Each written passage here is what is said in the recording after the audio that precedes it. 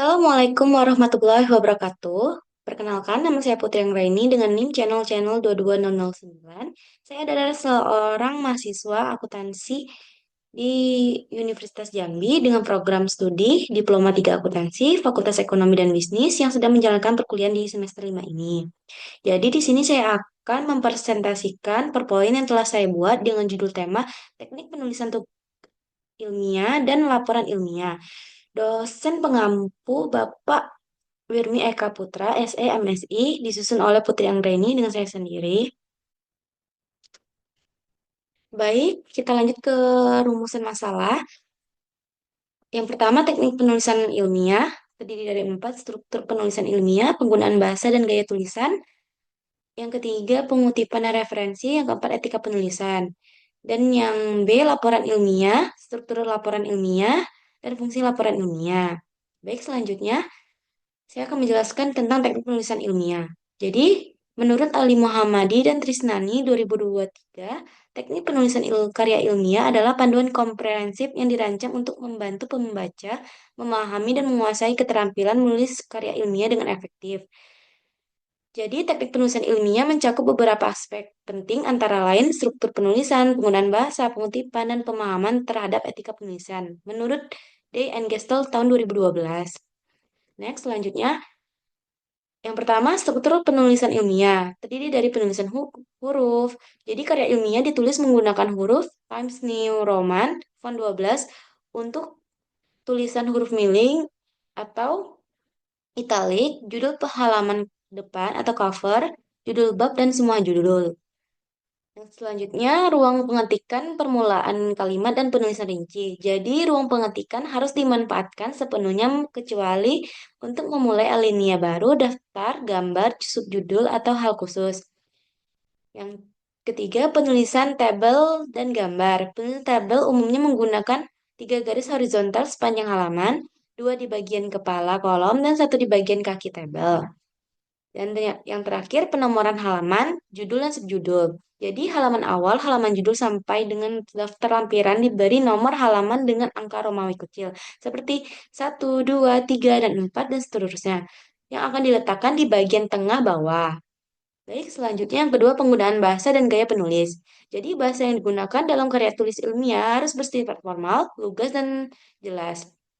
Jadi menurut Rahim tahun 2020, beberapa prinsip utama dalam penggunaan bahasa dan gaya penulisan yaitu reproduktif, tidak ambigu, tidak emotif, penggunaan bahasa baku, karya tulis ilmiah, bersifat demokratif dan rasional, terdapat koresi, dan bersifat straightforward, dan yang terakhir menggunakan kalimat efektif.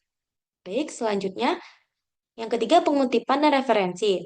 Jadi menurut Zulmi Yetri et al. tahun 2019, apabila dalam karya tulis itu akan digunakan atau dimasukkan kutipan dari buku atau majalah ilmiah, isi kutipan harus sama dengan aslinya, baik bahasa, ejaan maupun tanda bacaannya.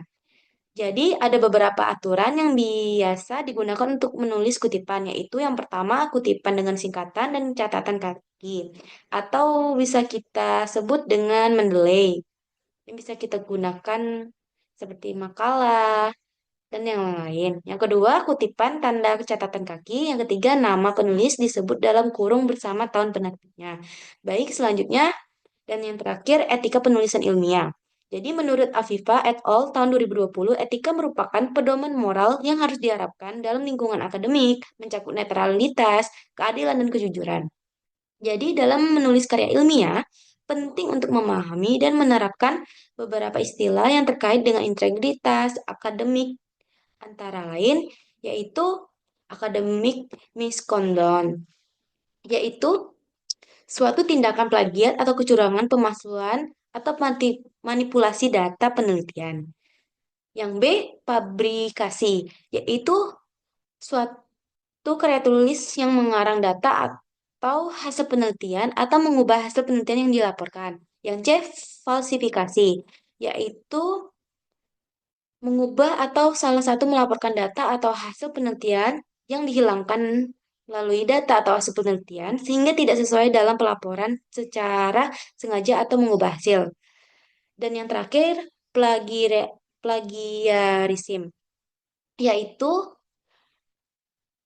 upaya menjiplakan, pengutipan, atau pengambilan seluruh atau sebagian karangan, pendapat, dan sebagian dari tulisan terdahulu tanpa mengikuti format perujukan.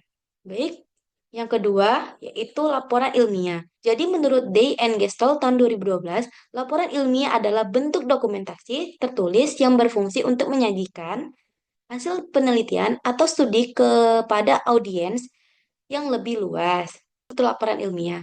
Jadi laporan ilmiah biasanya terdiri dari beberapa komponen yang mengikuti urutan logis dan sistematis. Yang A, judul. Judul yaitu laporan ilmiah harus singkat, jelas, dan mencerminkan isi penelitian atau topik yang dibahas. Yang B, abstrak. Abstrak yaitu memberikan ringkasan atau singkat dari isi laporan termasuk tujuan, metode, hasil, dan kesimpulan utama. Yang C, pendahuluan. Bagian pendahuluan menjelaskan latar belakang masalah, tujuan penelitian, dan permasalahan utama yang diinginkan atau dipecahkan. Yang D, metode penelitian. Jadi, bagian ini menjelaskan secara detail tentang prosedur yang digunakan dalam penelitian. Yang E, hasil. Pada bagian ini, hasil penelitian disajikan secara objektif tanpa interpretasi.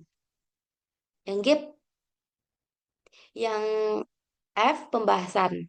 Pembahasan melibatkan analisis dan interpretasi dari hasil penelitian yang diperoleh serta mengaitkan dengan literatur yang ada.